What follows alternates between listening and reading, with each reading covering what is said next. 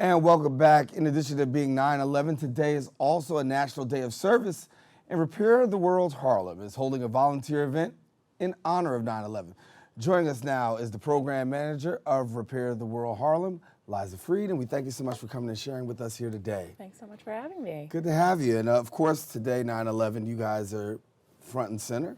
We'll talk a little bit about Harlem Repair in just a second, but share with us a little bit about your 9/11 contribution. Yeah, we are mobilizing volunteers from all around the city throughout the 5 boroughs to partake in 5 different service projects throughout Manhattan and Brooklyn.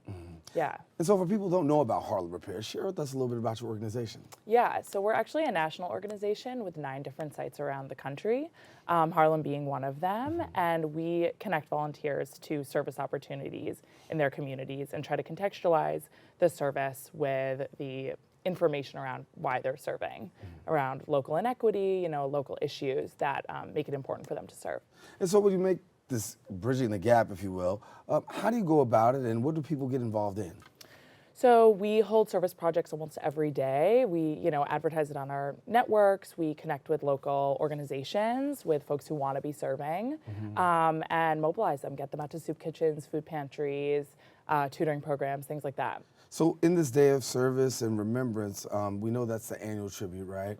So what could we expect people to be doing, taking part in today? Yeah, so we have 2 events going on in Harlem this afternoon starting at 3:30. We're partnering with the Food Bank's Community Kitchen and Pantry in West Harlem. That's on 116th Street. And then we have a project at Mandala Cafe on 114th Street. It's in the basement of a church where we're going to be cooking meals, serving to the local community. You talk about people who are food challenged, right? And I think you also do a good job of really touching into that. So share with us a little bit about that, the work that you guys are doing in terms of feeding and touching people. Yeah, there are so many New Yorkers who go without food. We define food insecurity by folks who don't know where their next meal is coming from. And 1 in 5 New Yorkers actually experiences food insecurity every day, including children and including older folks. So we seek to close that gap by increasing capacity of local organizations that are feeding the community. And then you've got, I know, the Community Kitchen and Pantry of West Harlem. That's an initiative. Yeah. So that's actually a local partner of ours. They distribute 50 meals a day, 100,000 meals a month, actually, if that math works out, something like that. And they have a pantry where they distribute food to the local community and breakfast, lunch, and dinner service for anyone who needs it. And that's an amazing thing because so many people in the community, as you said, 1 in 5. Were you shocked at hearing that number? Yeah, I mean, it's the work that I do. I see it all the time. And as you know, up here in the Bronx and Harlem, all of our community members we see going hungry all the time. Yeah. And I know you got a couple of things happening, and I know in December, I want to go ahead to December, got a big event happening in December too. Yeah, so we're hoping to honor 10 local leaders who are building community, who are leaders in the community who show up every day for the causes that we care about. So it's our Community Builder Awards, and it aligns with our 5-year anniversary here in New York. Well, that's great. Yeah. So we talk about the causes, right? They're great causes. I mean, food insecurity is one of them, and really being able to bridge a gap for many New Yorkers that are actually suffering and struggling. Yeah. Talk about the fact of the volunteers, your need for volunteers, and how volunteers can actually help you in your struggle. Yeah, so we connect with hundreds of local organizations around the city, all of which need volunteers. And so we try to identify those organizations and connect them with the volunteers who are really hoping to serve. We're actually a Jewish organization, so we connect with a lot of Jewish agencies, nonprofits, organizations, folks who want to, based on their religion, care about helping others and want to show up in their community and do that. So we connect with places like a Jewish Community Center in Harlem, other smaller Jewish organizations, and frame the service that they're doing in Jewish thought and learning and text, and the larger issues that are going on. We like to share statistics and why, as Jews, we show up and serve. So for people who want more information, what do they do? You can go to werepair.org/Harlem, and on that website you can find service opportunities in Harlem itself and throughout New York and actually the country. Yeah. And so for people who don't know about, Harlem Repair, certainly you guys do great work.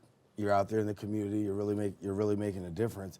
If you had to give a sales pitch and say, listen, this is one of the reasons why I think you really should be a part, because you're really talking to people in Manhattan, the Bronx, have the opportunity to volunteer. Why should they? I believe that service is one of the means to mitigating so many issues that are hitting our community.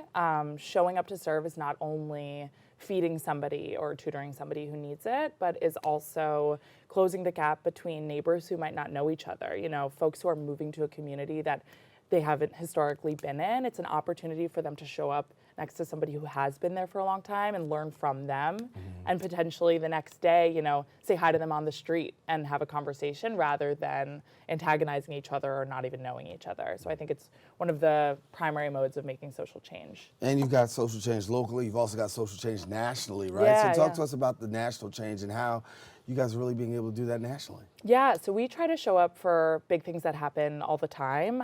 We, you know, have a national office here in New York and are participating in service and community building in 9 different cities throughout the country.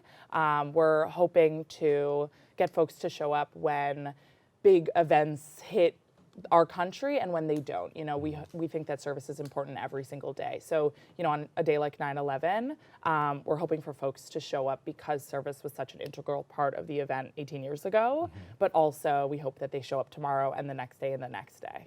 Well, Liza Freed is the program manager at Repair the World Harlem. Thank you so much for coming and sharing thanks with so much us. for having me. Keep up the great work. Yeah, thank you. All righty, well, we want to let you know Repair the World Harlem's 9/11 Day of Service is actually taking place today, September 11th, from 3:30 to 7:30, again, located at the Mandala Cafe at the All Souls Church, located at 88 St. Nicholas Avenue. Also, another volunteer location can be found on Community Kitchen West Harlem, located on 252 West 116th Street from 3:30 to 6:30. So if you want more information, please visit them on Instagram at Harlem_Repair or on Facebook at Harlem Repair. Got to take a quick break. We will be back with more show, more open coming up right after this.